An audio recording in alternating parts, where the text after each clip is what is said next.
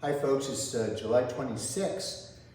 Today is the feast of Saint Joachim and Saint Anne, who are Mary's parents and Jesus' grandparents. And as I mentioned this past Sunday, it was the World Day for Grandparents and the Elderly, the second annual World Day for Grandparents and the Elderly, declared last year by Pope Francis. And it falls on the Sunday every year that is closest to the feast of Jesus' grandparents, Joachim and Anne, which is today. Changing the topic though, a couple of Sundays ago we heard the gospel about Jesus' visit to his friends in Bethany, Martha, Mary, and Lazarus.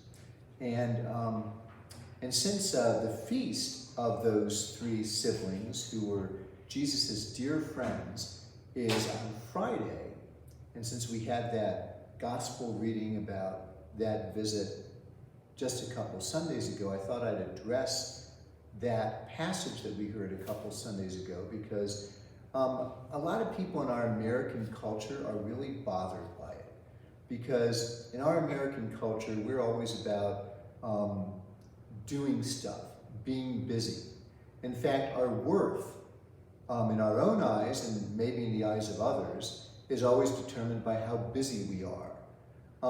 And so people are bothered by this gospel passage where Jesus is at the home of Martha, Mary, and Lazarus, and Mary is sitting at his feet, giving her whole attention to him, listening to him, and Martha is complaining because Mary isn't helping her doing things in the kitchen.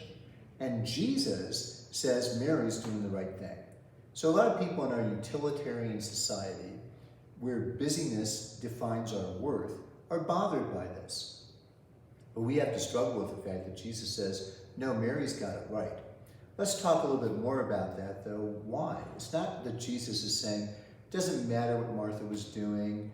Martha was really trying to show hospitality to Jesus, but it's not what she was doing that Jesus gave preference to Mary about, but it was how she was doing it. And it's very specific in the text. It says, Martha, who was distracted with all the serving. So first of all, she's distracted while she's doing this beautiful work of hospitality for the Lord. And then Jesus himself says to Martha, Martha, you worry and fret about so many things. Look at your sister Mary. So Mary, on the other hand, is giving her whole attention to Jesus. She's not worrying, she's not fretting, she's not distracted. She's giving her attention to Christ. And what we get out of this is that if Martha was doing what she was doing after first sitting at Jesus' feet and focusing her attention upon him and being centered on him, then she would be able to do the work in the kitchen with far greater effectiveness and for her own well-being. Because it's really in our intention that our works have value. So, for all we know, what's the rest of the story? Mary probably did get up and help Martha with the serving, but Mary did it from a much more peaceful and centered place, because first she gave attention to Jesus and showed him the hospitality of her heart before she showed him the hospitality of her hands. So that's something for us to think about when we are confronted with this interesting scripture. So this week, or coming up in the weeks to come, here at St. Therese, tonight we have our next family fun night from 6 to 8.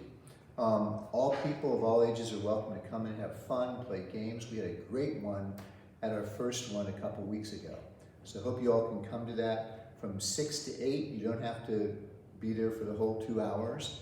Come and enjoy the surprises that Nadine has cooked up for that. We also have Mass tomorrow evening at 7 here at the church. There's not a litany tomorrow night at 6:30, but Mass will be here tomorrow at 7 p.m. But speaking about litanics, we still have dates available if you'd like to host a litanic. We'd love to have you do so. Check out the bulletin for more information. You can get guidelines on hosting a litany from Mindy in the office. So we really encourage you to do that. We've got a lot of fun this season, this summer season with our litanics, and they're great ways to celebrate Mass in a more informal way and to enjoy fellowship with each other. Pat Karovics is hosting our next litanic on August 9th. So watch the bulletin for information about how you can find out how to get directions to her home for the litanic on August 9th at Pat Karovics' home at 6:30. All are welcome, okay? All ages. This is a family event. Also, too, check out the bulletin because our next book reading group will begin on August 16th. What we do in our book reading groups is we just get together with a text and we read it together out loud and we just talk about it as we go through it.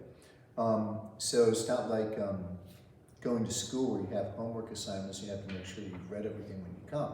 You know, we read it while we're there and we talk about it while we're there. Check out the bulletin for the book that we're reading, which is going to be very exciting. And so you can get the text that we're using. All are welcome to come to that. You don't have to be Catholic to come. That will begin on August 16th and meet on Tuesday evenings at 7 p.m. in our Adult Learning Center, which is that White House, the second White House away from the parking lot. So cheers until next time.